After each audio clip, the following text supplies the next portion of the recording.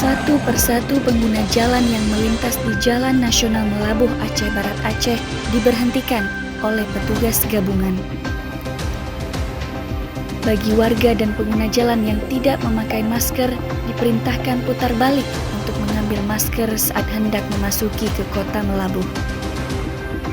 Petugas gabungan yang tergabung dalam Satgas COVID-19 setempat terus mensosialisasikan warga dan pengguna jalan sehingga warga mematuhi himbauan dari pemerintah.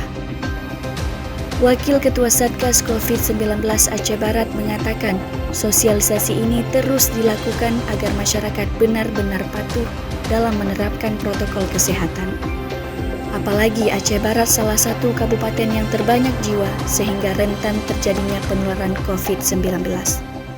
Melabuh ini merupakan kota yang paling padat di Aceh Barat Selatan. Sehingga ketika kita berbicara di Aceh Barat Selatan, Melabuhlah menjadi tempat pusat perdagangan, tempat perlintasan, tempat aktivitas bisnis, tempat rekreasi orang.